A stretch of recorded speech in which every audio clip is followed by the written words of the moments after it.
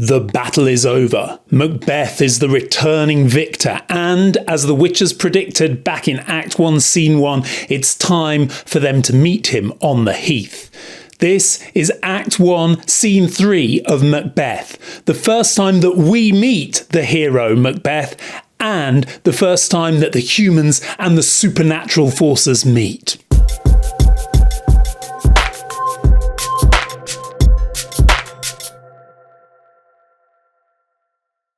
I really do recommend that you subscribe to my platform so that you can watch Macbeth and all the other videos I'm putting out on lots of other topics. So far, you've got Macbeth Act 1 Scene 1 and Macbeth Act 1 Scene 2 on there in this series. And you've also got these fantastic AI activities which you can do with an AI tutor after watching the video. And that AI tutor will quiz you to check whether you've got all your facts right and whether you've got your analysis correct. So you watch the video, you answer the questions, and you prove that you've learned what you've watched in the video.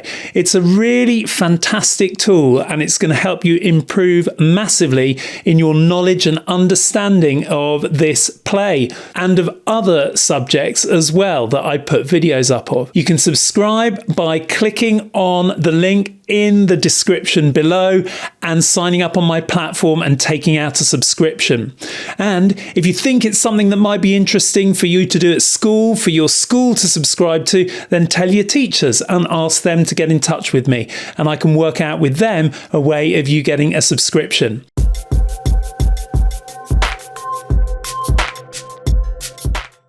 So the witches are back, and it's time to find out more about them. And the very first thing we notice is they're really vengeful. The first witch tells this story about how she asked a sailor's wife for some chestnuts. The sailor's wife said no. And so she decided to get her revenge on the sailor himself. So she goes and finds him out at the ocean and she throws him around in the tempests. Now, that's a really strange thing to want to get a revenge for, isn't it? Someone didn't give you some chestnuts, so you go and curse their husband. Bit intense, isn't it? But it does introduce early on in the play the theme of revenge, which of course will become one of the main themes of the play. Later on in the play, when Macbeth starts killing people, the family members of those who have died will want to get their revenge on Macbeth. And later on in the play, it feels justified that there should be vengeance for these heinous crimes of Macbeth. But Shakespeare never presents a theme like revenge in simplistic terms. He always makes it quite complex.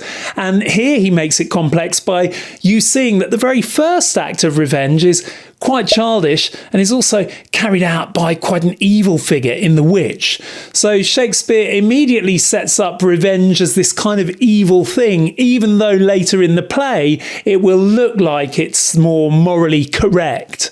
I love the way Shakespeare does that, plays around with different ways of interpreting a theme. It's very interesting that this revenge of the witches takes place on the high seas, and that links to the contexts. Remember, James I of England, James VI of Scotland, he was Shakespeare's patron, and he really believed in witchcraft, as we discussed in Act 1, Scene 1. Well, here, Shakespeare again is supporting his new king's belief in witchcraft. And specifically, it was well known that the king had travelled to Norway to meet his new wife, and that they had travelled back to Scotland, and that the seas had been really rough and stormy.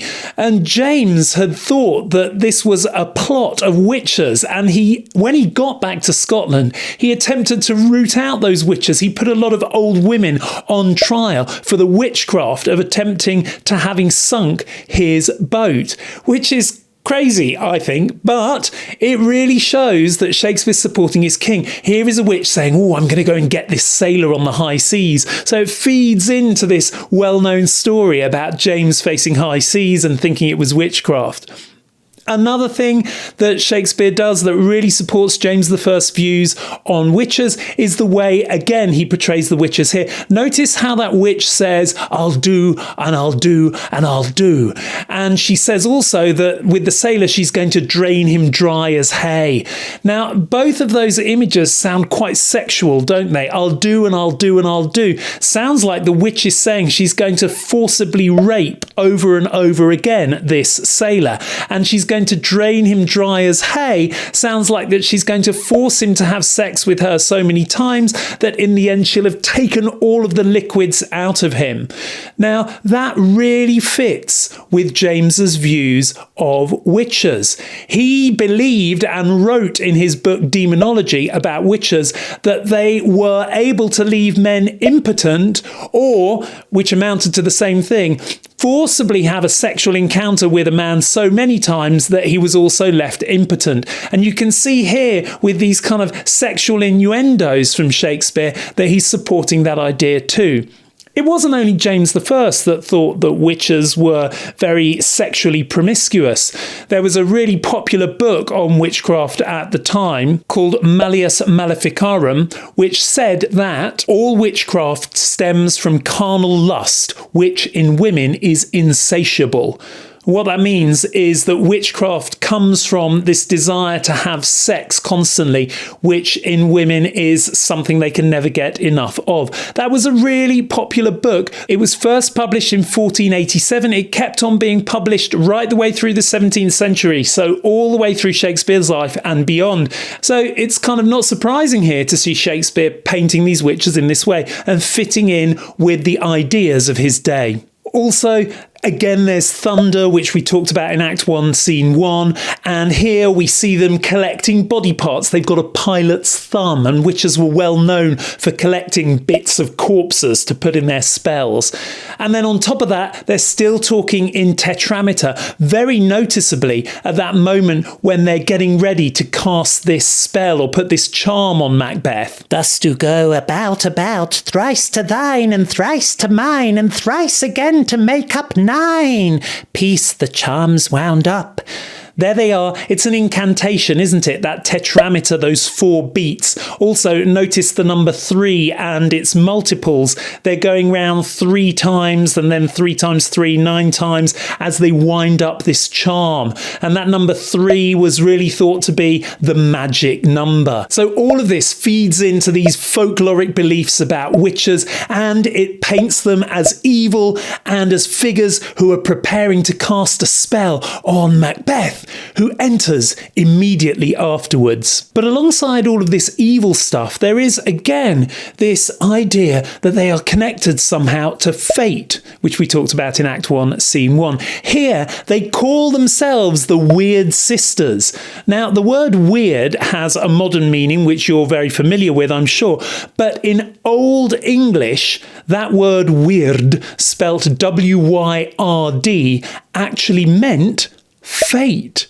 So in fact, they are calling themselves the Sisters of Fate, which is fascinating. And it links to this idea of them being 3, which is like the 3 fates of Greek mythology, which we talked about in Act 1, Scene 1. So why is Shakespeare doing this, kind of mixing together these ideas around witches, evil witches, and these ideas of fate? Is he sort of saying that fate is a malignant force? Perhaps he is. Or is he suggesting that what appears to humans to be evil is actually something much deeper than that, something intractable, impossible to deal with or even comprehend?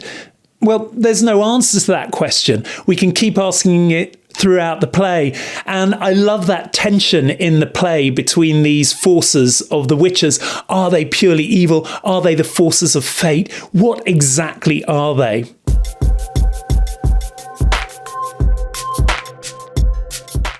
At that moment, in come Macbeth and Banquo. And now we finally get to meet them. We've been dying to meet them ever since we've heard all about their prowess in battle in Act 1, Scene 2, which we talked about in another video. And here they are.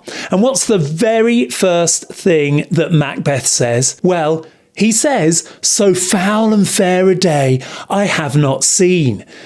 Now, What does that mean? Well, it's foul, obviously, because the weather is thundery, so he's probably referring to that.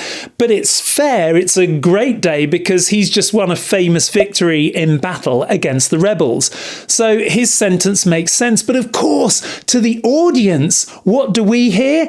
We don't just hear, it's thunderous, but I've won a battle. We hear him using the words that the witches used in Act 1, Scene 1, where they said fair is foul and foul is fair. It's not an accident that Macbeth walks in and immediately echoes their words, so foul and fair a day I have not seen. And immediately that puts the audience on edge, thinking, oh, wow, he's totally connected to the witches. He's talking in paradoxes like they did, foul and fair, these apparently opposite ideas. And he's not just talking in any old paradoxes, he's using exactly the same paradox that they used. Does this suggest that he's evil from the very first moment? Or does it suggest that that charm that they were just winding up has already taken its effect on him when he comes in? We just don't know. And that doubt remains with us throughout the play as we try to work out how sympathetic we should feel towards him. On the other hand, we've got Banquo, and he is the first one to spot the witches. And the way he talks to the witches shows a totally different personality to Macbeth. As often in Shakespeare's plays, you get these pairs of characters appearing on the stage together or at similar moments in the play, and you can sort of compare and contrast them. And you get that with Macbeth and Banquo. Look at the way Banquo addresses these witches. What are these so withered and so wild in their attire that look not like the inhabitants of the earth and yet are on it? Live you, or are you aught that man may question? You seem to understand me by each at once her choppy finger laying upon her skinny lips. You should be women, and yet your beards forbid me to interpret that you are so. Now, he's much more straight talking than Macbeth, isn't he? He doesn't talk in paradoxes. In fact, he notices these paradoxical looking things about the witches, which is that they look like they shouldn't be on the earth, and yet here they are. They look like they should be women, and yet they've got beards. He notices these paradoxes about them, and he asks questions, what's going on here? What's the truth? He's trying to get to the truth. Look at the difference there from Macbeth, who talks poetically and in paradoxes and sounds witchy, and Banquo, who is suspicious of these witches, who is analytical and is trying to tease apart these apparent paradoxes. So a real contrast between the characters there.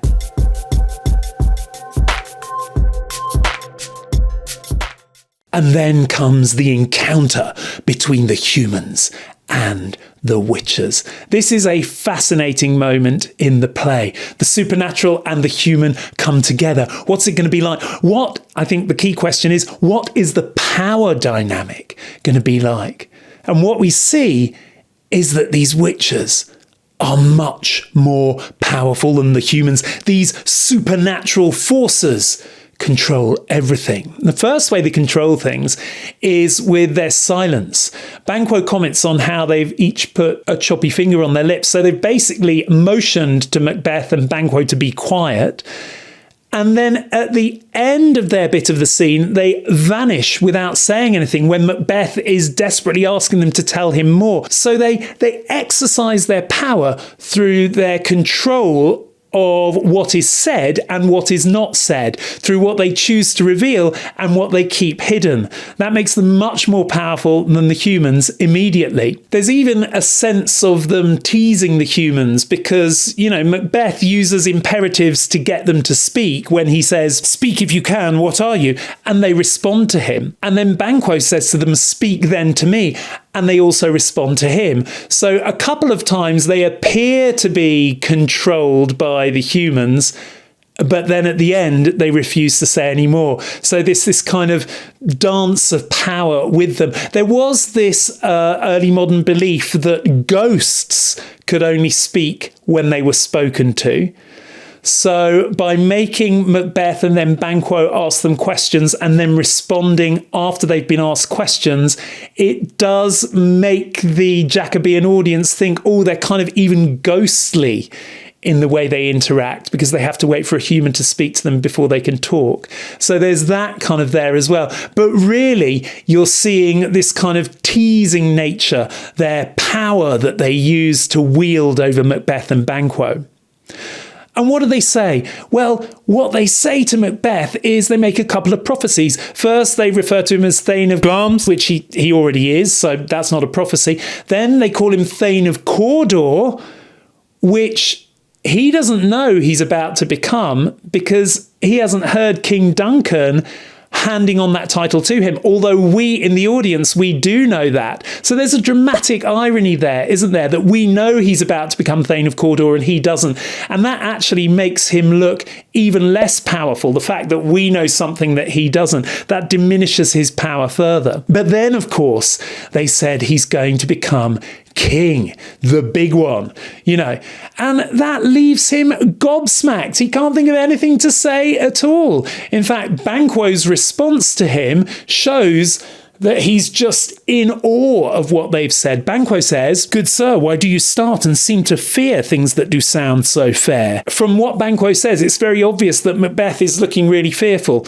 By the way, have you noticed that Banquo uses the word fair, but he doesn't pair it with the word foul, he pairs it with the word fear. Why do you seem to fear things that do sound so fair?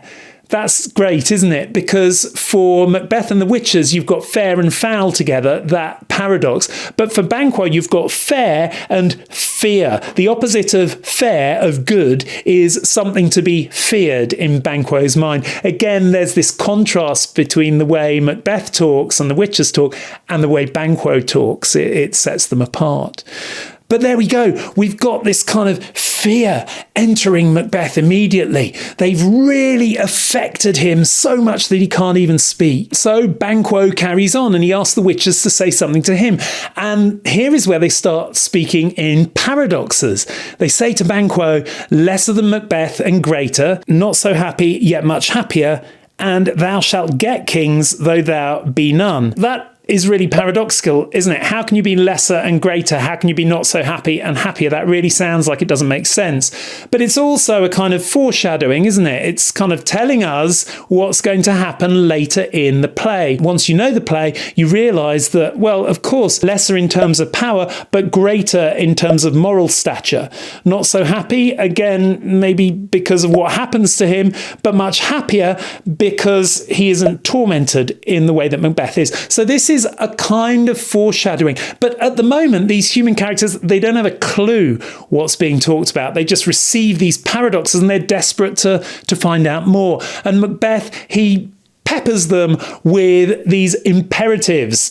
Stay, you imperfect speakers. Say from whence you owe this strange intelligence.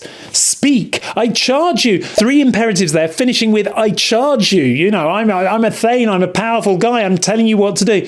They completely ignore him. They vanish. They're gone. The power is with them, and they've left these human characters completely perturbed.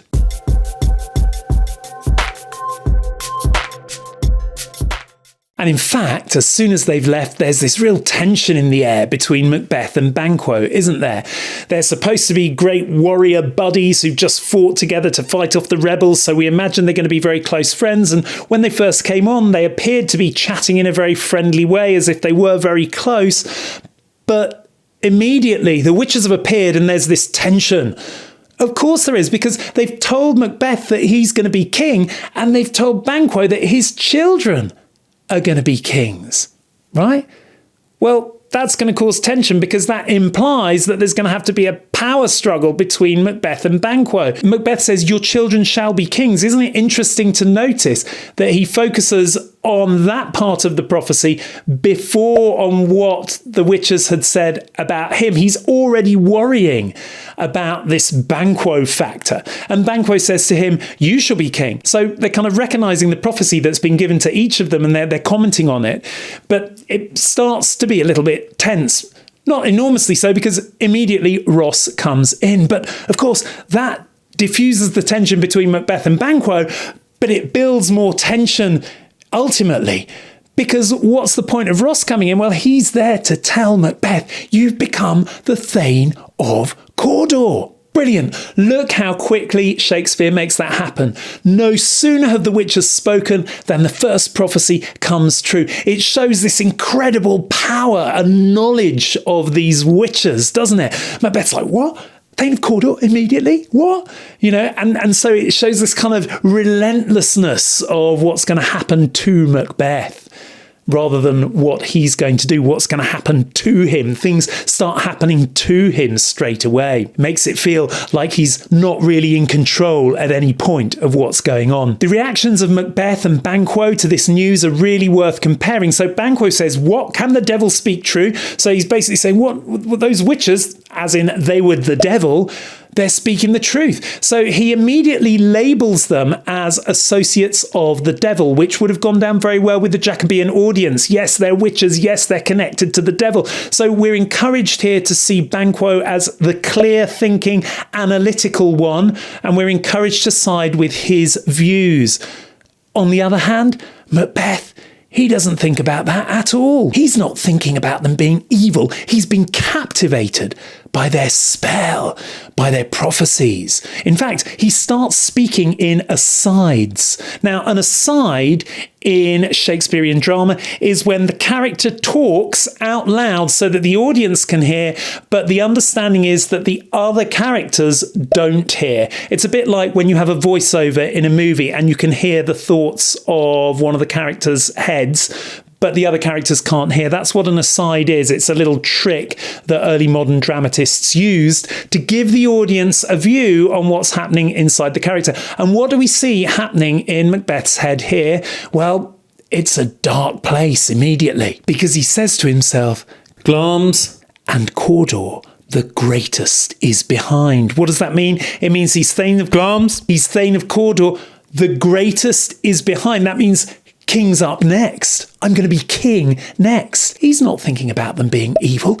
He's thinking about the progress of his journey. Where am I going next? So what we see immediately is that this prophecy of the witches has made him duplicitous, deceptive. In other words, on the outside, everything's fair, everything's beautiful, everything's good, everything's great. On the inside, he's already starting to become foul, starting to become corrupt. Banquo, by contrast, again, really doesn't have this duplicity to him at all. In fact, he points out that the witches are probably trying to trick Macbeth when he says, that trusted home might yet enkindle you unto the crown beside the Thane of Cawdor. But 'tis strange, and oftentimes to win us to our harm, the instruments of darkness tell us truths, winners with honest trifles to betray us in deepest consequence. What's he actually saying there? He's saying that the instruments of darkness, or the agents of the devil, i.e. witches, they often trick us by telling us truths so that further down the line they can betray us in deepest consequence. Now, for a Jacobean audience, the meaning of that would be really clear, really obvious. What do witches and the devil want to do? They want to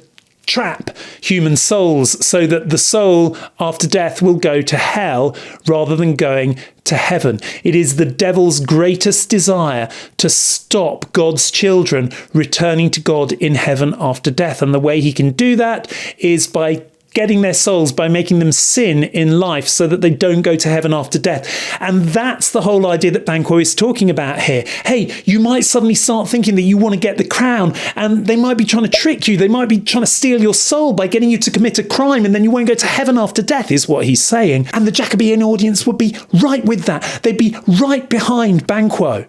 And so we can see here very clearly, Macbeth has been completely carried away by the prophecies. Banquo is cautious. Banquo's the Christian voice. Banquo is saying, watch out. How does Macbeth respond to Banquo's warning here? With another aside, with another duplicitous thought.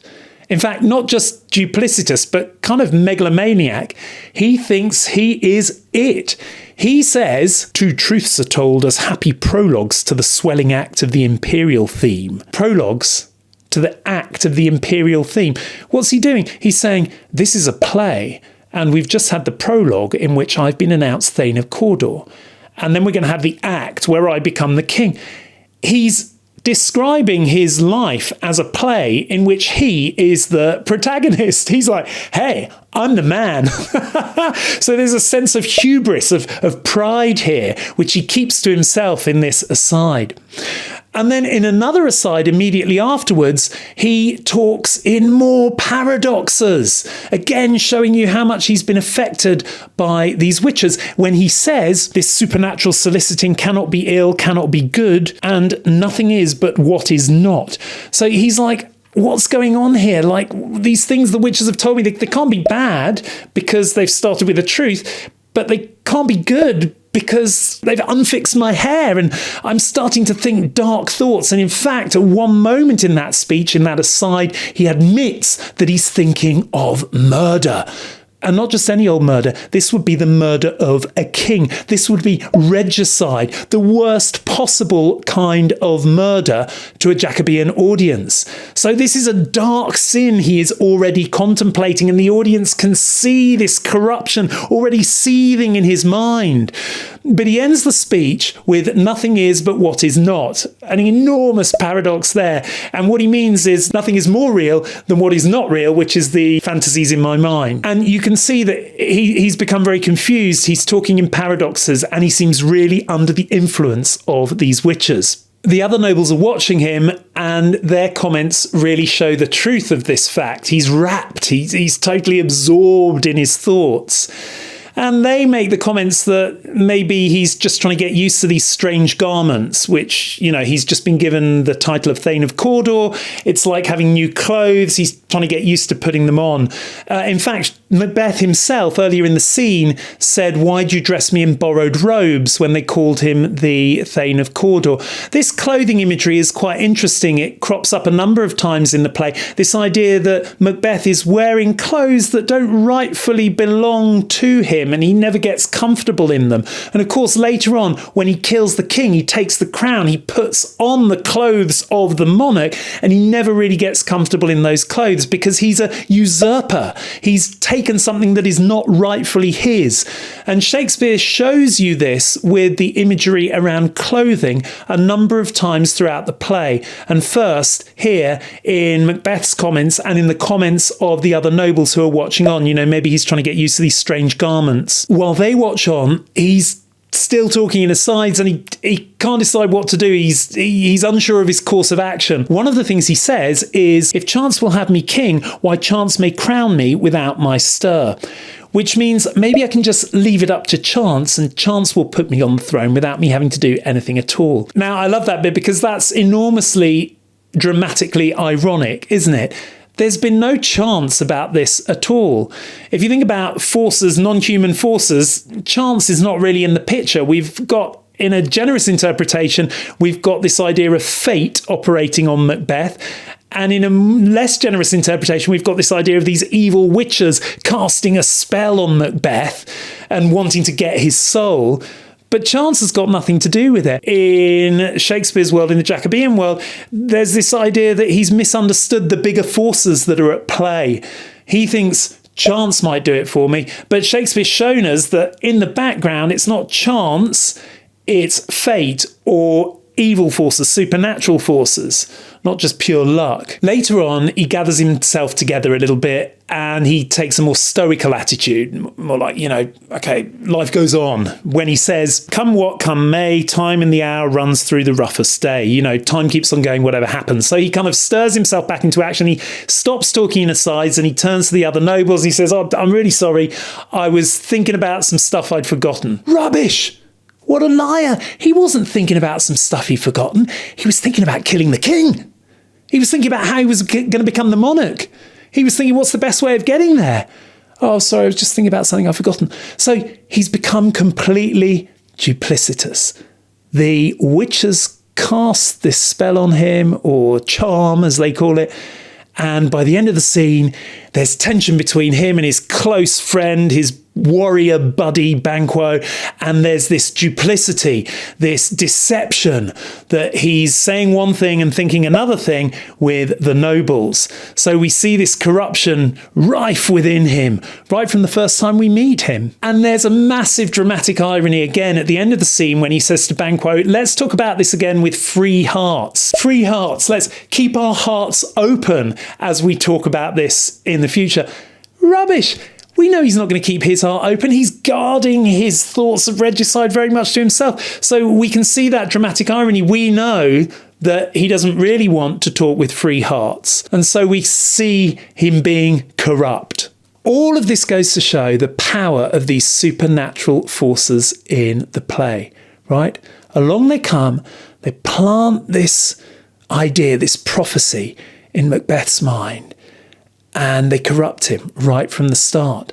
So to Jacobean audiences, this is clearly a sign that witches are evil, that they control humans, and careful is basically what's being said.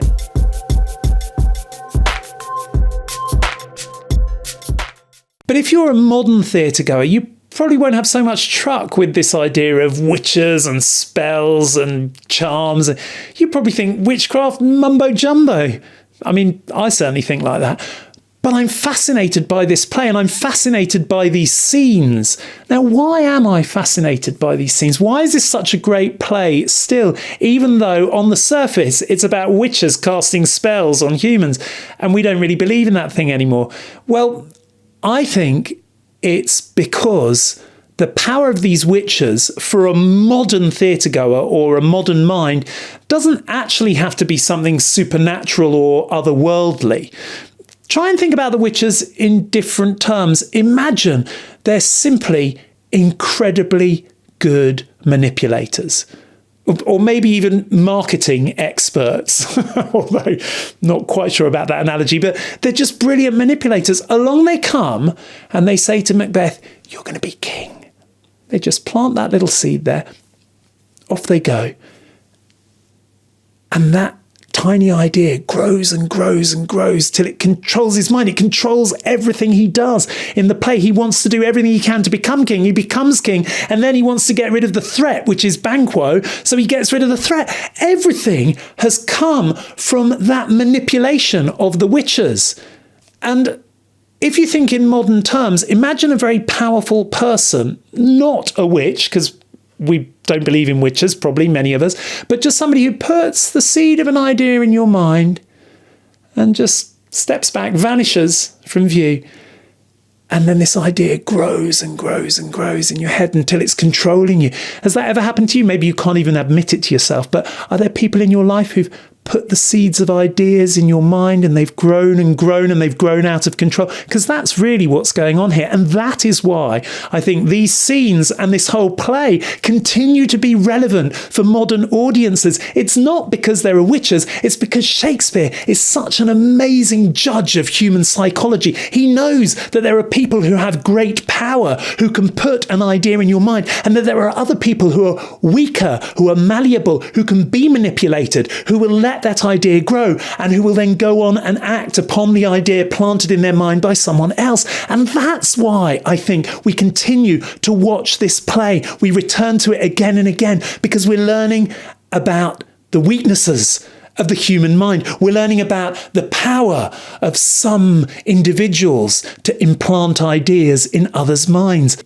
It's absolutely brilliant. And what's really interesting about it, I think, is it's not just the witches who are able to manipulate Macbeth. It's also, and we'll look at this in a couple of scenes' time, his wife, Lady Macbeth. She's also a master manipulator, and we'll see how she is able to put ideas in his head and to just stand back and to watch them grow and to watch him act on those ideas. So it's kind of interesting that Shakespeare connects powerful characters with women, with femininity, right? The witches, Lady Macbeth. In many Shakespeare's plays, women are very powerful, more able to control the action than men. In Shakespearean comedies, this is often quite funny, and we see the women doing all kinds of things to manipulate the men, and it all ends very happily. Here in this tragedy, we see these darker figures manipulating the men, and we've got manipulation linked with femininity, linked with evil, all going together to show you how these weak-minded men like Macbeth, who are really macho on the battlefield and can, cut people in half and whatever, really they're quite weak in the mind, and they can be toyed with and played with by humans and other forces which are more powerful than them. And again, that's Shakespeare, ultra-modern, just watching and describing the way relationships can work between people, stronger people, weaker people, women and men sometimes as well. So it's fascinating. What a great play. What a great scene.